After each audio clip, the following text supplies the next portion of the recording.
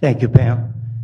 In all of your discussions, you've never mentioned anything about the national debt. And I don't know if you could reflect on where that's at and what impact you think that might have, even though that deals, are we going to be able to, rising interest rates?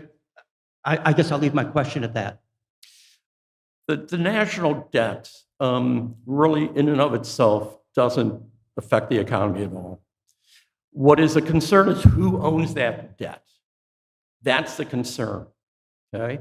If Saudi Arabia owns a lot of the debt, if Japan owns a lot of the debt, if China owns a lot of the debt, that's where the risk is at.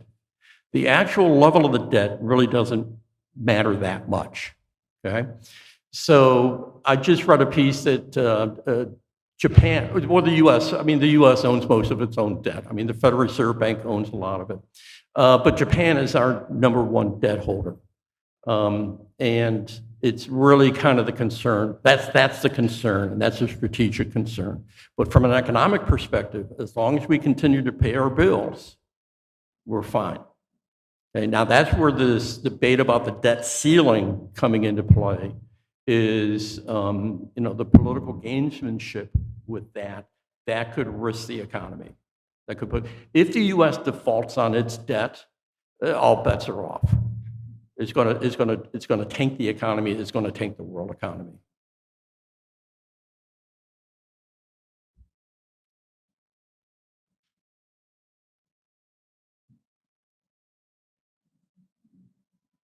I have a question for Mr. Deller, but before that, I think Japan owns something like 3.5% of the U.S. debt. China is about 2.5%. Inasmuch as their exports exceed their imports, their need for dollar investing will continue. So, I mean, there will be foreign buyers that will continue, that have to buy U.S. debt. My question for you is that the difference between the job demand versus the unemployment, how much of that is due to the lag because of the logistics problem? And then second, related to the profits that companies are making and the prices that they are charging, so that the demand for employees continues to be very high. I think that's true. The Wisconsin Manufacturers and Commerce just released a survey of some of their membership. And the membership basically said that, yeah, we expect that we're going to go into a recession. They've been reading the headlines. But yet at the same time, they say they plan on hiring more workers this year. So this is that mixed signal that we're getting again. I think the problem that we have is that we're simply generating more jobs than we have people to fill those jobs. And this, coming out of COVID, there's been a spotlight that's been put on that. But this is a problem that we've had in Wisconsin going back a couple of decades. We simply don't have the people to fill the jobs. Now, what are the solutions? Well, one is increase the birth rate. I don't think that's going to happen. The other is automation. How many dairy farmers have gone to robotic milking? And a big reason is because they can't hire the workers. Okay? How many of you, when you go to the grocery store, use that automatic checkout line? They're doing that because they can't hire the cashiers. So firms are going to do that. The other thing is we got to talk about immigration policy, and that's almost like a political third rail, which is unfortunate because it's the only way that we're going to get out of this problem. Thank you. And I'm not sure I answered your questions directly, but you got to it. I got it. Okay, thank you. If you've got other questions, please feel free to just come up, catch my attention, go to one of the microphones. I'll throw a softball out there for either one of you or both of you, preferably. So what shakes if Ukraine and Russia resolve? That's question number one, because that's a driver of both the prices that Paul was talking about and what we're looking at as far as world global. And then the second thing, everybody and their brother is celebrating the new year, but not doing it in China, doing it globally. What if we have repercussions of that kind of global migration to other parts of China, the world, and postscript on that?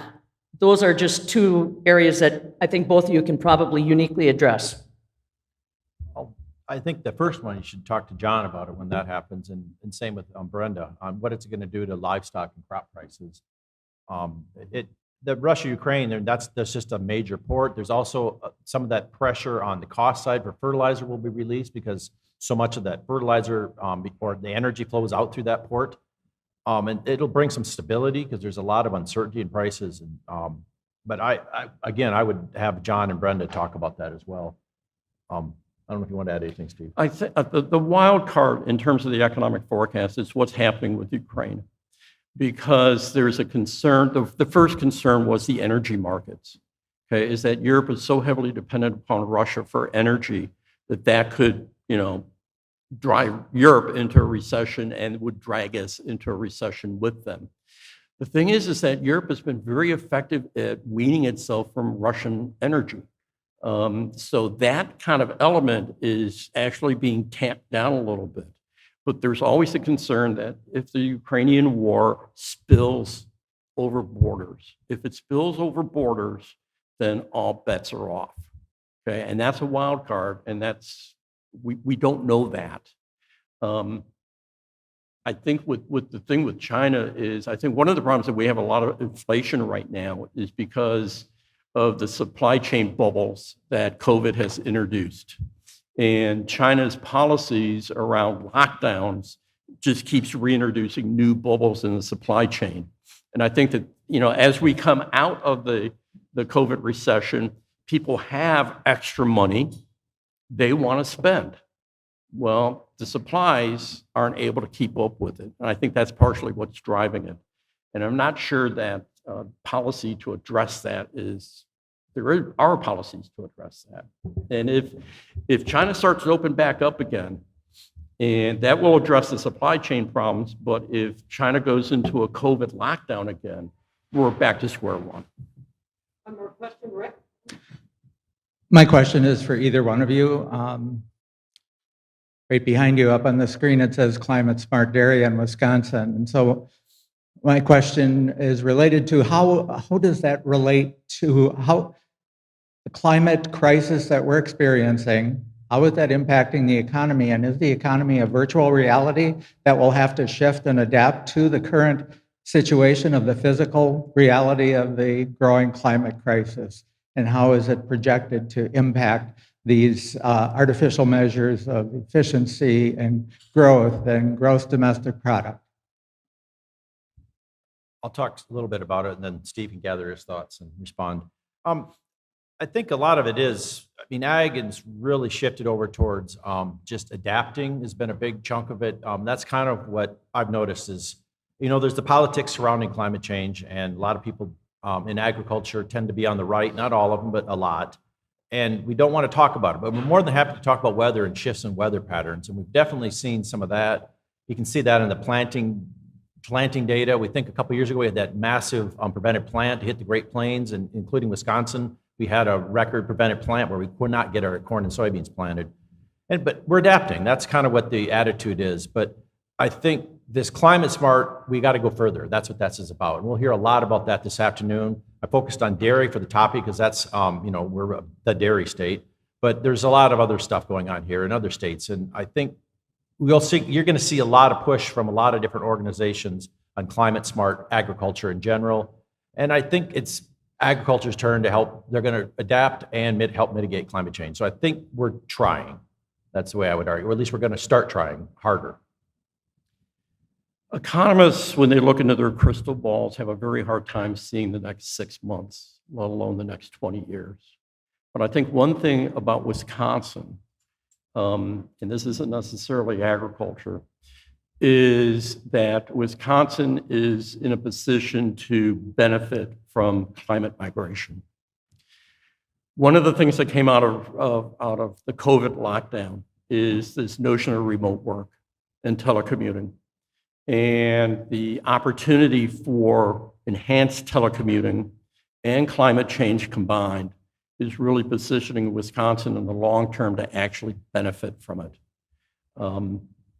The question, though, is that we're trying to get a handle on remote work. There's a lot of rural Wisconsin communities, particularly high amenity rural Wisconsin communities, are looking at remote work as a potential source of economic growth.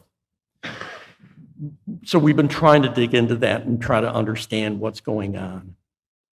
It's really difficult because our data is not structured in a way to be able to really study that in any meaningful way. So right now, it's a lot of speculation. The problem also is how are businesses responding to this? Epic, for example, wants everybody back on site. American Family Life kind of made the decision that, you know, if you want to remote work, you can remote work. Well, now they're rethinking that. CUNA, the credit union organization, they've gone remote work. They love it. Okay, so companies are still trying to figure out their way in terms of how to deal with remote work. But the long-term picture is Wisconsin could actually benefit a little bit from this.